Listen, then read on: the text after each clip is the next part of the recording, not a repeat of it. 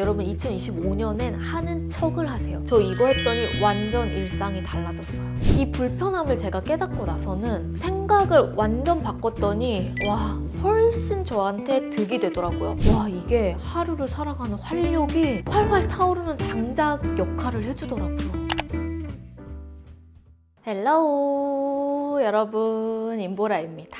보라돌이들 새해 복 많이 받으세요. 오늘은 2024년을 돌아보면서 2025년을 준비하다 보니 1020 우리 보라돌이들에게, 그러니까 저보다 어린 우리 친구들한테 이것저것 이야기해주고 싶은 부분이 너무 많은 거예요. 그래서 20대로 돌아간다면 난 이것부터 하겠어 라고 생각되는 몇 가지를 여러분들과 공유하려고 합니다. 사실 뭐 저의 인생관이나 경험담이 엄청 거대한 건 아니지만 그래도 저와 비슷한 경험이 있는 보라돌이 혹은 저의 이런저런 이야기들이 많은 위로가 됐으면 좋겠는 마음에서 이렇게 영상을 준비하게 됐습니다. 자, 그러면 이야기 바로 시작해 볼게요. 첫 번째, 제가 30대 되면서 깨달은 게 내가 생각한 기준이 정답은 아니다 라는 건데요. 여러분, 제가 20대가 되면서 30대와 정말 다르다고 느끼는 점이 한 가지가 있어요. 바로 인간관계인데, 나이를 먹다 보면 정말 신기하게도 약간 현생에 지치는지 내 기준과 굉장히 비슷한 사람들로만 만나는 빈도수가 많아져요. 근데 이때 생기는 단점이 하나 있어요. 바로 내 기준에만 맞는 사람이 정답인 것 같은 느낌이 드는 거예요. 그래서 나랑 안 맞는 사람이네 라고 생각이 들면 그 인연을 만들어 가려는 노력이 점점 적어지거든요. 제가 이 생각을 하게 된 계기가 있는데요. 저는 좀 내 사람이다 라고 생각이 들면 친구나 지인이 좀 감정적으로 힘들어할 때 있죠. 약간 사회적인 민감성이 좀 높은 편이어서 그런 걸 되게 빠르게 캐치하는 성격이에요. 그 사람이 나랑 가까이 있지 않고 멀리 떨어져 있어도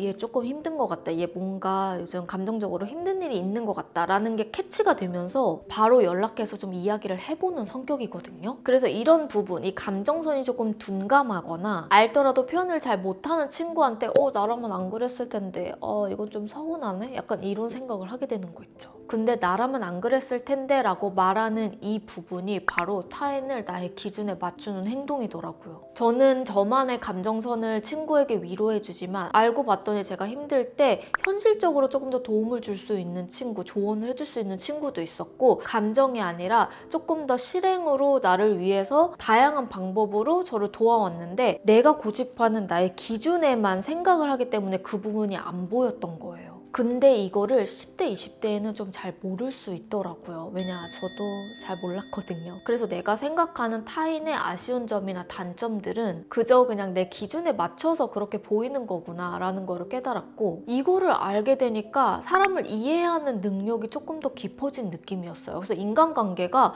훨씬 편안하고 수월해지더라고요. 그래서 이 부분도 꼭 공유하고 싶었어요. 그리고 두 번째, 내가 가장 잘 날 필요는 없다. 이게 무슨 말이지? 생각이 들 거예요. 나보다 잘 되는 사람들이 어쩔 수 없이 사회생활을 하다 보면 생기거든요. 근데 여러분, 저도 승부욕이 굉장히 강한 사람이어서 어떤 무리에서든지 좀 최고가 되고 싶은 거죠. 근데 저는 30대 되면서 이거를 완전 그냥 고쳤어요. 그래서 예전 영상에서도 이기적인 최고가 되기보다는 최상의 최선을 다하자 하고 우리 보라돌이들한테 작년 이맘때쯤에 이야기를 한 적이 있는데요. 제가 왜 최고가 되고 싶었나? 하고 곰곰이 생각을 하다 보니까 물론 잘 되고 싶은 마음이 1번이기는 해요. 근데 나도 모르게 키워지는 이 자격지심과 열등감이 보기가 싫었던 것 같아요. 뭔가 이 내 안에 이 질투라는 감정과 이 불편함을 제가 깨닫고 나서는 생각을 완전 바꿨더니 와, 훨씬 저한테 득이 되더라고요. 그래서 꼭 이 얘기를 하고 싶었어요. 제가 요즘 느끼는 건데, 내 주변의 친구들이 잘 되면 그로 인해서 내가 배울 점들이 너무 많아져요. 30대가 되다 보면 어느 정도 내가 하는 직무가 좀 정해지고 이게 반복적인 패턴으로 일상생활을 지내게 되잖아요. 그러다 보면 내가 새로운 분야라든지 한 번 더 업그레이드를 하는 걸 맘먹고 공부하고 연구하지 않으면 사실 그게 쉽게 오지 않거든요. 그러다 보면 보는 시야가 점점 좁아지게 되는 것 같더라고요. 근데 내가 속한 무리나 나의 친구들이 나보다 더 잘 됐다?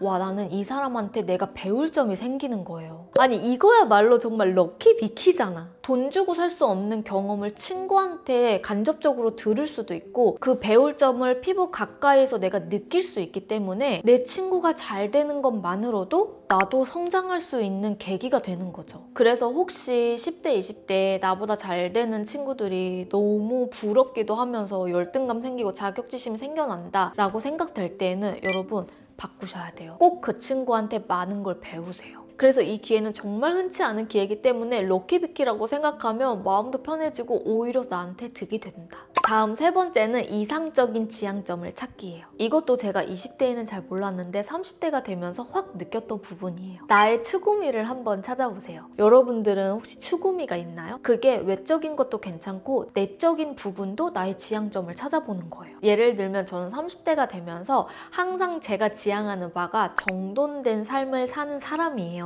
좀 정갈하고 정돈되어 있는 사람들은 그들만의 작은 소소한 루틴들이 있고 일상 자체가 풍요로워 보이더라고요. 내가 왜 정갈하고 정돈되어 있는 삶을 지향하고 추구할까 하고 곰곰이 생각해봤어요. 근데 저는 좀 미루는 습관이 있거든요. 약간 게으른 완벽주의자예요. 근데 이게 미루는 게 사소한 것들 미루다 보니까 아침 시작이 너무 급급한 거예요. 그러니까 미룬 것들이 쌓이기 때문에 그 다음날 해야 할 것들이 막 1.5배, 2배 이렇게 늘어나잖아요. 그러니까 아침에 일어나자마자 너무 급급한 거지. 너무 급해. 그래서 하루 시작조차도 저를 대접하지 않는 느낌이 들더라고요. 그래서 시도한 게 첫째, 미루지 말자. 일단은 사소한 거라도 지금 당장 하자. 둘째, 아침에 일어났을 때 이불이라도 개자. 이렇게 제가 추구하는 행동들을 정말 사소한 것부터 하나씩 실행하는 건데요. 이 실행하는 걸 가장 빠르게 할 수 있는 부분이 뭐세요? 바로 척. 하는 척을 하면 됩니다. 여러분 2025년엔 하는 척을 하세요. 저 이거 했더니 완전 일상이 달라졌어요.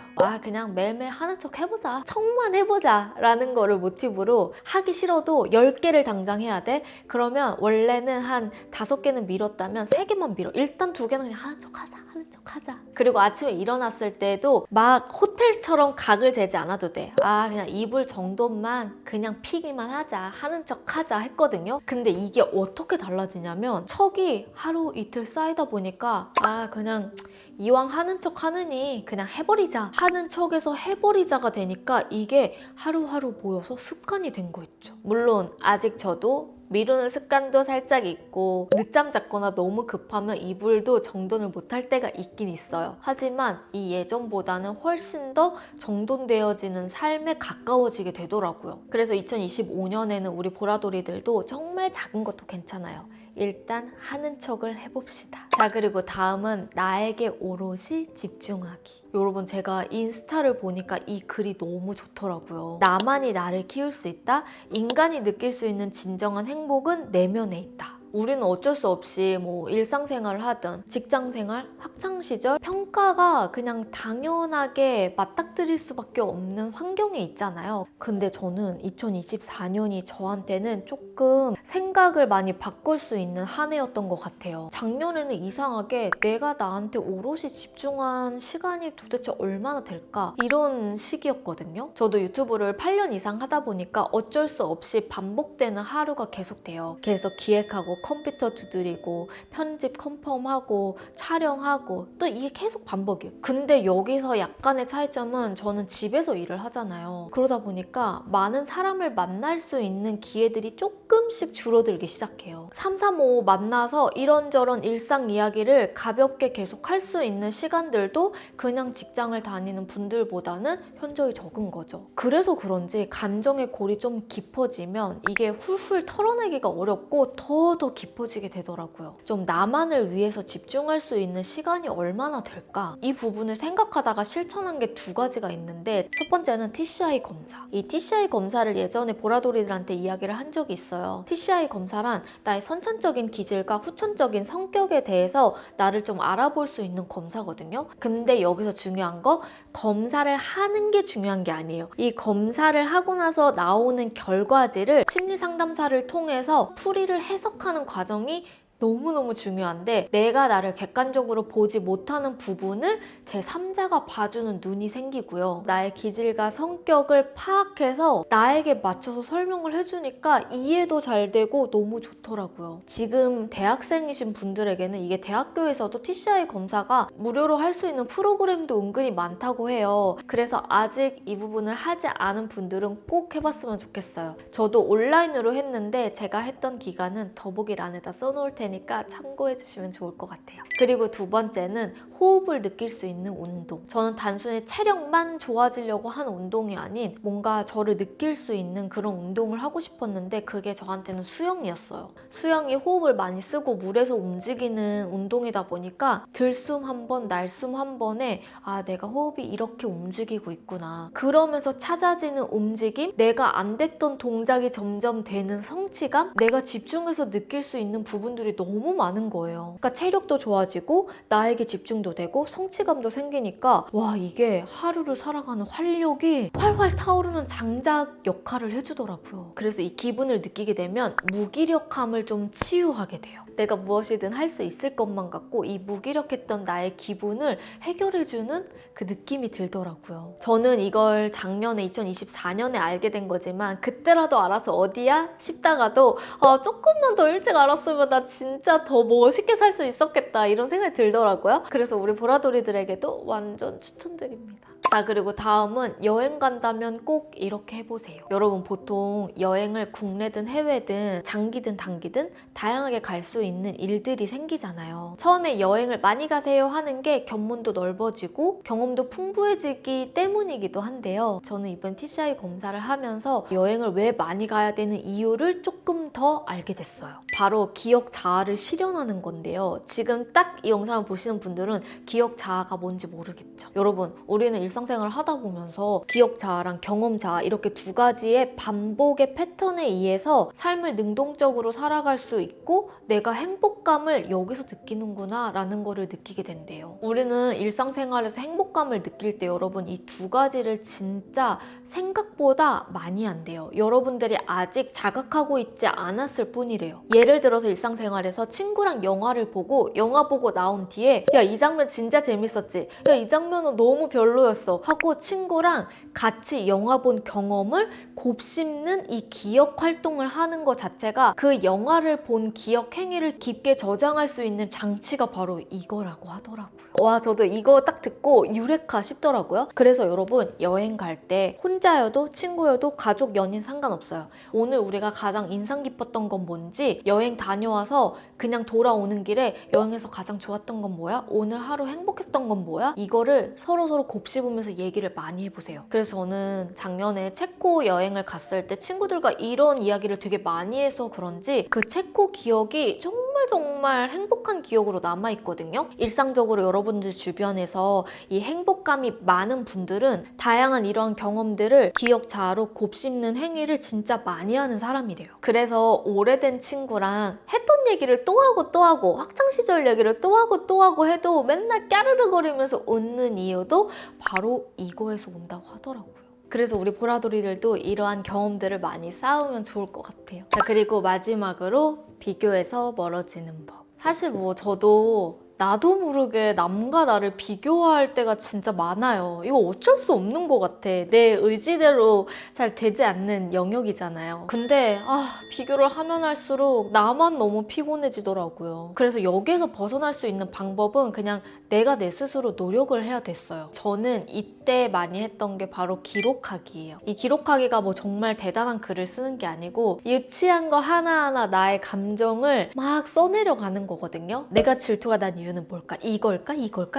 이러면서 막 마인드맵을 그려가기도 하고, 사실 나와 남을 비교할 때 가장 근본적인 게 내 자신이 꼬여있을 때가 진짜 많더라고요. 그래서 하나하나 쓰다 보면 내가 여기서 꼬였네. 그냥 내가 꼬인 탓이구나 라는 걸 알게 되고, 이 복잡하고 미묘했던 나를 힘들게 하는 감정들이 정말 눈 녹듯이 좀 사르르 없어지는 느낌이 나요. 근데 제가 기록을 하면서 느낀 건데 정말 희한한 게요. 이게 나만 나만 보는 수첩이고 내가 나의 감정을 기록하는 건데 왜 이러지 싶을 정도로 자꾸 꾸미는 거예요. 그러니까 솔직하게 감정을 쓰지 못하고 자꾸 그걸 돌려서 말을 한다거나 나의 감정에 대해서 거짓말을 하게 되더라고요. 근데 지금 제가 느낀 거지만 그 과정 안에서 뭔가 나를 직면하는 게 되게 창피하고 두려웠던 것 같아요. 근데 정말 신기한 게 이게 쓰면 쓸수록 조금씩 더 과감해지고 좀 더 솔직해지거든요. 근데 엄청 벌거벗은 느낌이 나요. 아, 너무 치사하고 막 내가 이 정도였나? 내가 이렇게 치사했나? 막 이런 느낌이 들어서 되게 벌거벗는 느낌이더라고요. 근데 이런 것들이 조금씩 쌓이면서 자아성찰을 하니까 벌거벗는 걸 지나서 그냥 홀가분해져요. 그러니까 내가 되게 창피하다고 느꼈던 게 점점점 다듬어지면서 이제는 홀가분해진다. 내가 이래서 비교를 했구나 라는 걸 알게 되더라고요. 이걸로 솔직해지니 비교를 안 하게 되는 거예요. 그러니까 이미 이 단계가 오게 되면 남과 나를 비교하는 게 아웃 오브 안중이야. 나와의 싸움을 계속 하고 있게 되는 거죠. 내 감정에 내가 솔직하게 다가갔을 뿐인데 남이 완전 배제되네? 이러면서 조금 더 나와 남의 비교에서 자유로워진 것 같아요. 비교하다 보면 정말 한도 끝도 없어요. 솔직히 비교 대상인 남은 제가 이렇게 비교를 하고 있는지조차 모르잖아요. 이것 때문에 열등감 생기고 자격지심 생기고 내가 되게 못나 보이고 하는 게 똘똘 뭉치면서 나를 더 망가뜨리는 것 같더라고요. 그래서 비교를 많이 한다면 우리 보라돌이들에게도 이 방법 너무너무 추천합니다. 자, 오늘 영상은 여러분 여기까지예요. 2025년 한 해가 되면서 우리 또 도전도 많이 하게 되고 다짐도 하게 되고 새해를 또 좀 잘 살아보고 싶은 마음이 생기잖아요. 이 마음을 소중히 간직하면서 혹시 작년 한 해가 조금 무너졌더라도 올해 다시 시작하면 되니까 제가 느꼈던 경험들을 우리 보라돌이들도 같이 한번 느껴보면서 많은 도움 되셨으면 좋겠습니다. 올 한 해도 정말 잘 부탁드리고요. 우리 보라돌이들이 있기 때문에 제가 있는 거 다들 아시죠? 혹시 아직도 구독 안 하셨다면 제가 또 좋은 경험들 많이 공유하니까 꼭 인보라 구독하기, 저의 알람 설정 해주시고요. 댓글로도 많이 소통해주세요. 저도 답글로 항상 대기하고 있겠습니다. 자, 그럼 우리는 다음 영상으로 만나도록 하고요. 며칠 뒤에 만날게요. 안녕.